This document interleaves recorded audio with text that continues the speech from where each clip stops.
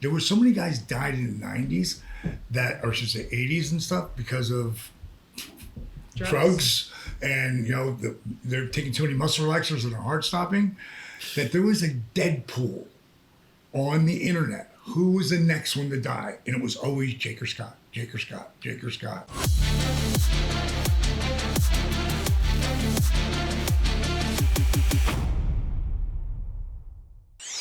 I've learned a lot over the 4 decades of health and fitness and being in the trenches with the greatest in the world. And one of those things I've learned a lot more about and how to build better muscle is nutrition and how it has changed over the decades. And that's why I have the Titan meal plan for you guys out there that are confused about nutrition. I'm gonna set you straight. Get a hold of me today. The link will be in the comments down below for you guys. Everybody, get over to the Titan meal plan, and I'll see you in the Titan crew where I will fine tune any difficulties that you're having. We know millionaires that are unhappy. And then we know people that are broke, living in a 1-bedroom apartment, seem like the happiest people in the world. Yeah. There's happiness is such a wealth that people just keep forgetting about. And like, you're stress free, you're happy. Right. Those are the biggest riches. It's not the guy that has $10 million or $20 million, unless he's enjoying it like the guy that can live in the 1-bedroom apartment. Yeah. I don't know. It just seems we've learned so much through this time. You know, Kevin Nash said something that was really powerful to me about, I guess it was WrestleMania or no, it was the Rumble. And I don't do many autograph signings anymore because I don't want to do them, just because I'd rather spend time with her. And he don't leave the house. So. Yeah.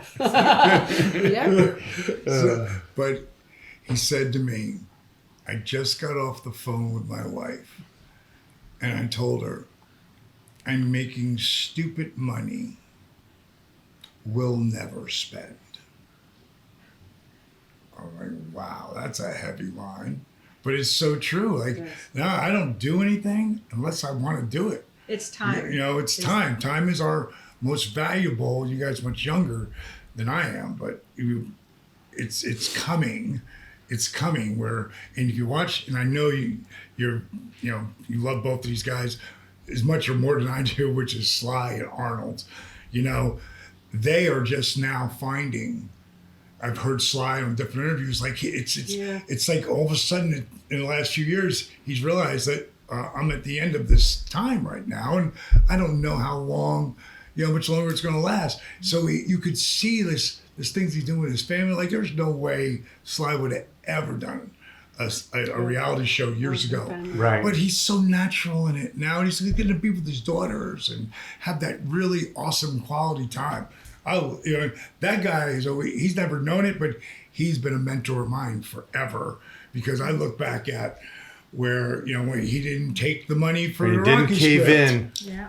He should have. And 99.99% of the people on the planet would have caved in and, taken the money because they needed, because he wasn't living in a room this big, And to watch that and hear that, and then also realize it's true.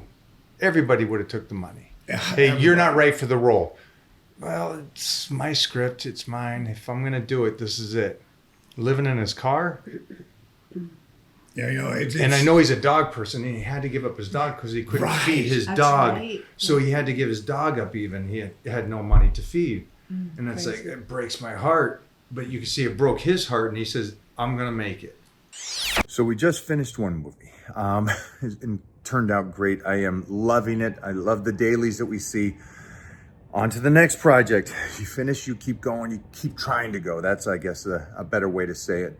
And this next movie that I have booked, this is going to take all of me. This is going to take slice to the bone, all the character development, but also I need to be able to move and grow and keep that strength through this process. You'll understand why that is after you see the movie, but keeping the strength is key when you're dieting. And so I'm going to show you how to do that on Power Bodybuilding. You guys have a great day, and I'll see you over there. That belief in yourself, that belief. I was inducting Jake into the Hall of Fame 2014. Jake the Snake. I got to digress. You have to understand, Jake and Scott Hall. There were so many guys died in the 90s that, or I should say 80s and stuff, because of drugs and they're taking too many muscle relaxers and their heart stopping. That there was a dead pool on the internet. Who was the next one to die? And it was always Jake or Scott, Jake or Scott, Jake or Scott. So when I started working with Jake, and only because he was ready and he didn't want to be that guy anymore, he, on one night, X-Pac, Sean Waltman, DMs me on Twitter, which I never read. For some reason, I was on it and I just caught it. I was like, oh, X-Pac. And he writes, Scott is in a bad place. I saw what you're doing with Jake. Will you please try to get a hold of him? He said he's got a gun. He's going to kill himself. I've called him 10 to maybe 15 times prior to leaving WCW and WWE to now in that spot. At least 10 or 15 times. Never call me back. That never answers his phone. That day he answered the phone. And he's annihilated. Oh, Dally, hey, yeah. Yeah, and I'm drinking vodka. I'm drinking vodka for breakfast. Oh. And he goes, I heard what you did with Jake, man. That's really amazing. I go, Jake's right here, bro. And we're filming. We filmed everything back then, because Jake's in the house, and he's like, yeah, John, Scott, he goes, I heard you got 60 days, bro. He's like, yeah, I'm 60 days sober, bro. He goes, man, that's and you could see him going from really desolate time as he kept going. He got positive towards the end of it, and he said, I said, you can come here, bro. It doesn't have to be like that. I got another room. He goes, I'll sleep on the floor, and I know we got another room. We're waiting for you, bro. So I literally hang up the little phone with him. And Jake and I are in the kitchen. They had stopped filming, which I was, sometimes, the magic happens when they stop filming. Right. And I'm going to get something out of the refrigerator, and I turn around, Jake's there. And I said, Jake, can you imagine if you and Scott Hall get sober in the same year, in the same house, and as only Jake can say it? He's like, oh, I'm going to go get your crown of thorns ready right now. It was just so classic. I burst out laughing. And I thought, of course, the cameras aren't going down, I've realized, that probably about I was 63 when I'm going through the divorce. Second divorce. And now talking to Paige, everybody's out of the house, but we're not talking. We're just getting to know each other. And I started thinking to myself, how many great years do you think you have left? 20? You lie to yourself and say 20. And that would make me 83. How many 83-year-old cats rolling around, like, living life? To me, there's a God, there's all of that. But to me, we're energy. And I don't believe in the whole streams paved with gold. I don't believe any of that. Just my own opinion. I believe in positive energy, though. And positive energy will find positive energy. And negative energy is not. I don't want to be anywhere. At this point in my life, I don't want anything to do with it. If I have to, we don't have to be. We don't have to be. Yeah. Chaos. Don't want it in my life. Yeah. Don't want it. I want to. Breathing, and like that's another thing I want to talk about tomorrow. That when I'm talking to, the people, is so many people. Not tomorrow, but Thursday. We all know breathe. Woman having a baby, breathe. Someone getting in a car accident, and they're so wound up, breathe. But who really works at that? You work out in the gym, eat the right food. Who really works at breathing? And so I want to know why. Why does this help? And then as I'm reading, I realize that, the only difference between excitement and fear is whether you're breathing or not. Interesting. So, wow. Yeah, right? Because fear, you're you don't breathe. Yeah. You forget. Excitement, Yeah. Every single time you start to feel anxiety, this is I've done on myself for I guess a little over a year, really studying it. When I start to feel anxiety, I literally turn a camera on myself and I go, "You're not breathing."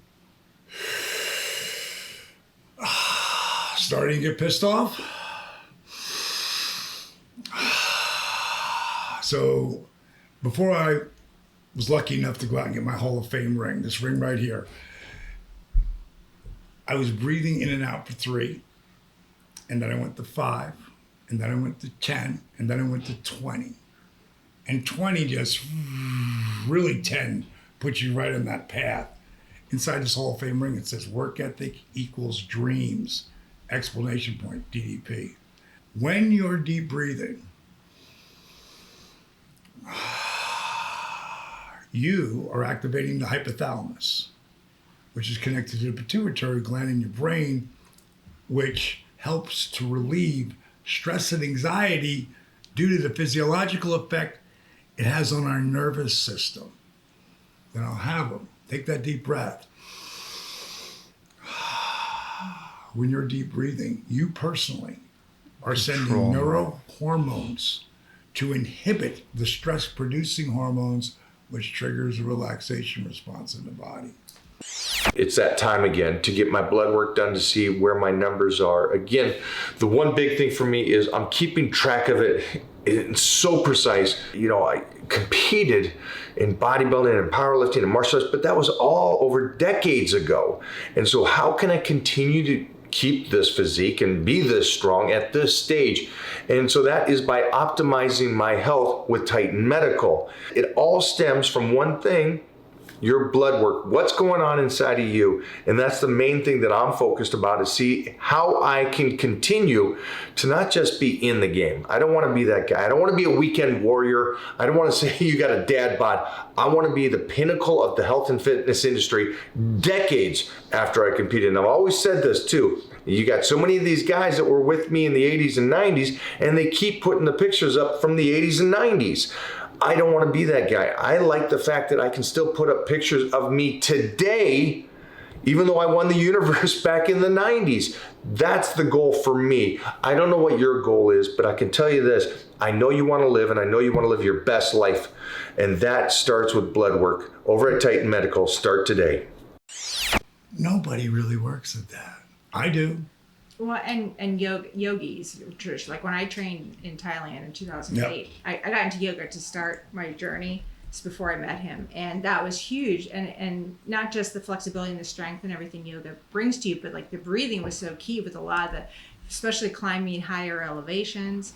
And then I always say for me, you know, it's saved my life on a few situations. But the year before we got back together, I was trimming a tree. So I broke my back twice. This is the second time in 6 places. So what happened was I was trimming a tree for a friend. She's 15 feet in the air. Yeah, and I grew up with 5 older brothers. My dad taught auto shop, so I'm used to like doing stuff myself. Okay, I was like, oh, it'll just great. take me a minute. Good, I got some trees and No, I won't do it anymore. But so I'm up in this tree, and I knew better, like, because usually you always have someone with you with a guideline pulling the branch you're trimming. But I was like, it'll take me a minute. It's a small branch. And so I jump up, climb up the, ladder, get on this tree. I'm straddling this branch with the chainsaw cutting, and the thing kicked back, hit me in the chest, threw me off. I throw the chainsaw, and I wound up landing flat on my back on this hard, rocky ground. Nobody's around. And so You broke your arm. I shattered my left leg, my left arm. Broke my back in 4 places. But I knew I was injured really badly, but I didn't know how bad. And so I was like, oh my God. But through the breathing, I'm like, you gotta save yourself. Like, you can't just lay here. You don't know if you have internal bleeding or whatever. But so anyway, but it was through the breathing that I was able to. I know some people that work on that actually, that do classes on breathing, because I get messages say, hey, you should work on this, and we're doing a lot of classes on just breathing. Not Yeah, with stress, but with pain, you know. So what happened at the end of this? I want to hear that. I want to hear the end of this. So I managed to roll over and get on all threes because my left arm's just a mess. And then I crawl over to the chainsaw and turn it off because now I'm, all about safety, So, and then I get to the ladder, I pull myself up and like a zombie, I'm like dragging myself into the house because my phone I left in the house. So I went into this house and called and I was like, I need help. I'm hurt bad. And so they managed to take me to the hospital. And the first hospital, they had to take me to a regional one. They had to take me to a bigger one. Actually, it was Pensacola and in Florida. And but ironically, everything happens for a reason. So, they do all the scans. They're like, by the way, you broke this, this, and this. Oh, do you know about this avocado-sized tumor by your left ovary? And I'm like, what? And I had literally had my annual the week before, and the doctor missed it. And so I was like, no. So, so it was just that I never would have known about it. And so there I am, like a couple weeks later with, a body brace on, a clamshell brace on. They put titanium in my left leg and arm. So I have casts on. I'm with a walker going into this new gynecologist office. And they're like, orthopedics is down the hall. I'm like, no, this is the one. So I wound up having surgery and get a hysterectomy and everything. But, you just never know. So, but it made me stronger. There's so many factors in this conversation. Things happen for a reason or time. Mm-hmm.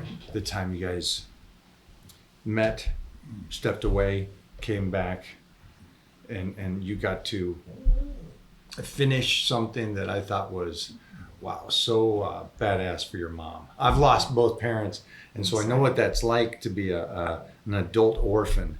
And to be able to do something like that they wanted to do is truly amazing. Yeah. And then my mother was a piano teacher because she was raising 10 kids. So she did a lot of odd jobs from babysitting all the kids in the neighborhood to where she was. And I look back and I thought, hey, I'm pretty cool. I got in the newspaper as a young All-American football player and wrestler and stuff. And it's like, I didn't realize as a young kid, my parents were already in the newspapers for the cool things they did. And I was like, looking back at that after they both passed, and I'm still a pup, and I'm like, geez Louise, they set me up to win in life. And just looking at what you guys did with time and realizing time is so important, and the breathing and the relaxation and the way that you and I live with the less stress because of how we financially do our money. Right. It's so many similarities that are so cool. But I go back to the ovary or the cyst that they found, tumor, and it's like, if that didn't happen, they wouldn't have discovered, and who knows what would happen. Right. And I have so many friends that injure themselves, and it's like, oh shit, this sucks. Then they go in, hey buddy, you got a lump in your lung, and it's like, he would never have known. It's like, the world is a wild ass place. Yeah. And it sucks that we don't realize a lot of these beautiful things when we're young teenagers. But that common quote, I guess they would say, is, what do they say? Time is wasted on the young, and wisdom is for the old. Right. Yeah. And it's like, we're really trying to live now. And like you said about Stallone, he's really doing his life probably at his best, and Arnold's probably at his best right now. Yeah, Arnold too. Besides the movies, everything they've done, how can you say this is the best? Because they're actually living now.